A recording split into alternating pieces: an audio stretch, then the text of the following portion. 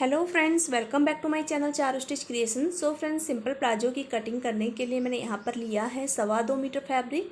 तो यहाँ पे सबसे पहले हम इसे फोल्ड करेंगे। 4 फोल्ड में मैंने इसे रखा हुआ है, यहाँ पे आप देख सकते हैं।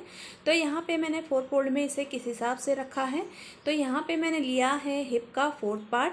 44 इंच हिप है, 11 इंच उसका 4th पार्ट आया। उसमें मैंने 3 इंच प्लस लूजिंग ऐड करी और उसके बाद 2.5 इंच मैंने यहाँ पे इसके क्रॉच एरिया के लिए रखा। तो यहाँ पे 3 इंच रखने के बाद 2.5 इंच पे इस तरह से 16.5 इंच पे निशान आ रहा है। तो मैंने इसे 16.5 इंच के हिसाब से फोल्ड किया है। तो अब हम यहाँ पे सबसे पहले लगाएंगे नीचे की तरफ निशान। तो यहाँ पे कपड़े को पहले सीधा कर लें। तो सीधा करने के लिए मैंने यहाँ पे इस तरह से लाइन ड्रॉ कर ली है, इसे कट कर लेंगे बाद में। और अब यहाँ पे मैंने निशान लगाया 2 इंच का मोहरी पे जो कपड़ा फोल्ड होता है उसके लिए। तो इसे भी आप अपने अकॉर्डिंग रख सकते हैं, 1.5 इंच भी रख सकते हैं और 2 इंच या 2.5 इंच भी रख सकते हैं। तो यहाँ पे लेंथ का निशान लगाएंगे। तो लेंथ के निशान के लिए मैंने यहाँ पे रखा है, आप देख सकते हैं 38 इंच हमारी लेंथ है, 1 इंच माइनस करा है। तो इस तरह से 37 इंच पे हम निशान लगाएंगे।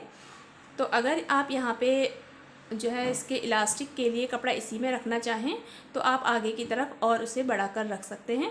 तो यहाँ पे मैंने इस तरह से 1/2 इंच माइनस करके इस तरह से निशान लगा लिया है। स्केल से सीधी लाइन ड्रॉ कर लेंगे।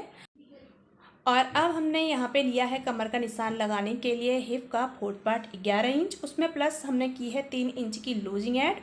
अब यहाँ पे आप देख सकते हैं इस तरह से निशान लगाने के बाद क्रॉच एरिया के लिए मैंने यहाँ पे लगाया है हिप का 4th पार्ट और उसमें 1.5 इंच प्लस किया है। तो 12.5 इंच पे यहाँ पे क्रॉच एरिया के लिए मैंने निशान लगाया है। आप यहाँ पे देख सकते हैं 1 इंच ऊपर की तरफ मैंने एक्स्ट्रा रखा है जो हमने लाइन ड्रॉ करी है उसके ऊपर।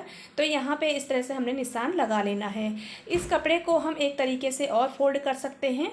जैसे जितनी भी आपकी थाइस है, 26 इंच थाइस है, तो उसमें आप 3 इंच की लूजिंग ऐड करें और या 4 इंच की लूजिंग भी ऐड कर सकते हैं। उसके अकॉर्डिंग इस कपड़े को फोल्ड कर सकते हैं।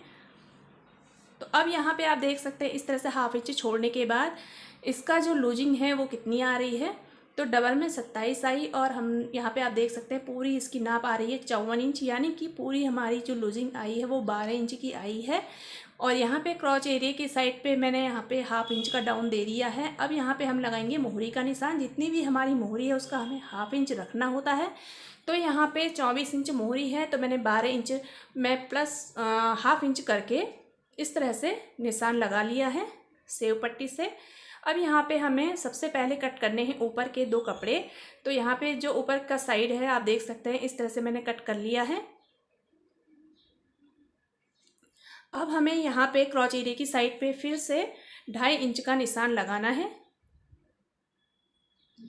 तो यहाँ पे 2.5 इंच का निशान लगा लेना है, ये बैक साइड का है। तो यहाँ पे 2.5 इंच का निशान लगाने के बाद इस तरह से तिरछी लाइन ड्रॉ करनी है और फिर से कट कर लेना है। अब हम इसे बाकी कपड़े को सीधे सीधे निशान के ऊपर कट करेंगे। बस यहीं पे हमें एक अलग से कट करना होता है। अगर आप यहाँ पे अलग से पट्टी अटैच करना चाहते हैं तो इस तरह से कटिंग करें। अगर इसी में पट्टी रखनी है तो आगे की तरफ फिर से 2.5 इंच कपड़ा आप ऐड कर सकते हैं। जैसे कि 38 प्लस आप 2.5 कर लें तो उससे भी आपका जो इलास्टिक के लिए कपड़ा है वो इसी में रहेगा। तो यहाँ पे हमारी कटिंग कंप्लीट हो चुकी है। इस तरह से हमारे यहाँ पे कंप्लीट हो चुकी है कटिंग। अब यहाँ पे देख सकते हैं यहाँ पे कट लगा, तो यहाँ पे इस तरह से कट का निशान मैंने लगा लिया है चौक से। अब यहाँ पे हम इसे खोल लेते हैं। तो यहाँ पे आप देख सकते हैं एक साइड हमारी जो है छोटी है और एक साइड बड़ी है। जो छोटी साइड है वो हमारी फ्रंट साइड है, ये इस तरह से तिरछा आता है। तो यहाँ पे हमने इस तरह से इसके ऊपर दूसरे कपड़े को रख लिया है। अब हमें यहाँ पे सबसे पहले स्टिच करना है जो आसन है इसे।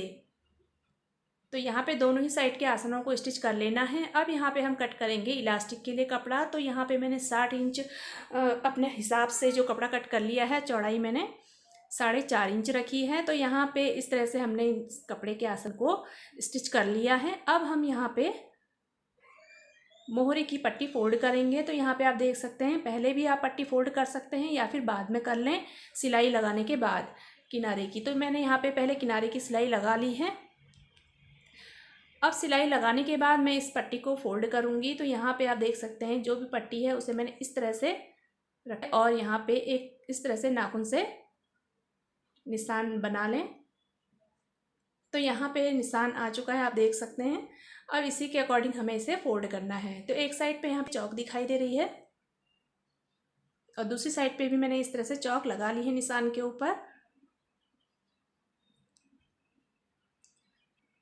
और अब हमें इसे इस तरह से फोल्ड करना है। ये करीब 1 इंच की पट्टी बनती है, तैयार होती है। तो यहाँ पे आप देख सकते हैं सिलाई लगा लेंगे। जो निशान इसके नीचे है उसी के अकॉर्डिंग मैं यहाँ पे सिलाई लगा रही हूँ। और यहाँ पे इस तरह से मोहरी बन चुकी है। इसी तरह से हमें दूसरी साइड की मोहरी को भी बना लेना है।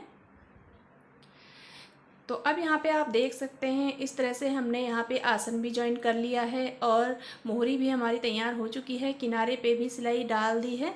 अब उसके बाद हमें इसका जो ऊपर का साइड है इलास्टिक वाला, वहाँ पे पट्टी अटैच करनी है। तो इस तरह से हमारी ये पट्टी है, इसे हमने जो हमारी प्लाजो का उल्टा साइड है उसके ऊपर रखना है। तो 1/2 इंच छोड़ते हुए हमें यहाँ पे सिलाई लगानी है किनारे किनारे पे, और कपड़े का भी 1/2 इंच छूटेगा। तो यहाँ पे आप देख सकते हैं फिनिशिंग से सिलाई लगानी है। इसी तरह से हमें पूरे कपड़े पे सिलाई लगा लेनी है। जो आसन वाला साइड है उधर की साइड से मैंने इसे रखा है। और यहाँ पे आप देख सकते हैं इस तरह से हमने सिलाई लगा ली है और यहाँ पे हमने जॉइंट भी लगा लिया है। और अब जो हमारा कपड़ा बचा हुआ है इसे कट कर लेंगे। और यहाँ पे आप देख सकते हैं जॉइंट मैंने इस तरह से लगाया हुआ है। अब इस कपड़े को कट कर लेंगे। तो यहाँ पे कपड़ा कट हो चुका है। और अब यहाँ पे आप देख सकते हैं ये जो कपड़ा है इसके ऊपर हमें सिलाई लगानी है। जो इसके नीचे की तरफ आप देख सकते हैं यहाँ पे जो भी कपड़ा होता है सिलाई करने के बाद जो कपड़ा बचता है यहाँ पे उसे भी हमने ऊपर की तरफ रखना है और ऊपर की तरफ ही सिलाई लगानी है। तो इसे अच्छी तरह से सेट कर लें और ऊपर की तरफ सिलाई लगाएं। और उसके बाद हमें इसे इस तरह से फोल्ड करना होता है। इसको हमें फोल्ड करना है अपनी इलास्टिक के अकॉर्डिंग और इतना कम से कम हमें छोड़ना है। यहाँ पे सिलाई को इतना छोड़ देना है इलास्टिक डालने के लिए। अब हम यहाँ पे ऊपर की तरफ सिलाई लगाएंगे और उसके बाद यहाँ पे सिलाई लगा दी है। यहाँ पे आप देख सकते हैं इस तरह से हमने यहाँ पे इलास्टिक डालने के लिए इतना कपड़ा छोड़ रखा है। अब यहाँ पे हमें इलास्टिक लेनी है। तो इलास्टिक हम अपनी कमर के अकॉर्डिंग लेंगे। जितनी भी हमें हमारी कमर है उससे हमें यहाँ पे 5 या 6 इंच कम कर लेना है और इस तरह से पिनअप करके इसे इलास्टिक को इसके अंदर इंसर्ट करना है। तो इस तरह से हमें अच्छी तरह से सेट करते हुए इसे डालना है।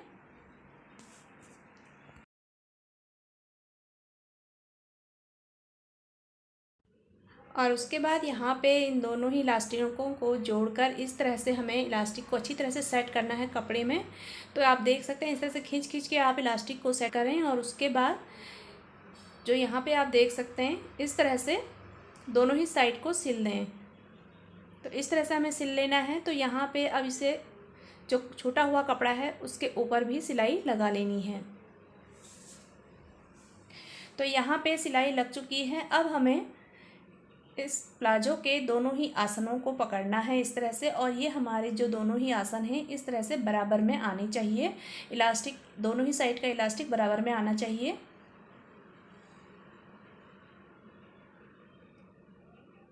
तो इस तरह से दोनों साइड के आसनों को पकड़ें। तो यहाँ पे आप देख सकते हैं एक साइड का इलास्टिक लूज़ है तो हमें उसे अच्छी तरह से सेट करना है। तो यहाँ पे इलास्टिक बराबर आ गया है तो हमें यहाँ पे सिलाई लगा लेनी किनारे पे। तो इस तरह से सिलाई लगाने से जब हम इसके सेंटर पे सिलाई लगाएंगे तो कपड़ा खिसकेगा नहीं, इसलिए हमने पहले यहाँ पे सिलाई लगा लेनी है। उसके बाद हमें यहाँ पे सेंटर वाली सिलाई डालनी है। तो फ्रेंड्स यहाँ पे हमारे प्लाजो का फाइनल लुक कुछ इस तरह से है। प्लाजो बिल्कुल बनकर रेडी हो चुका है। सेंटर पे भी सिलाई लग चुकी है, आप देख सकते हैं।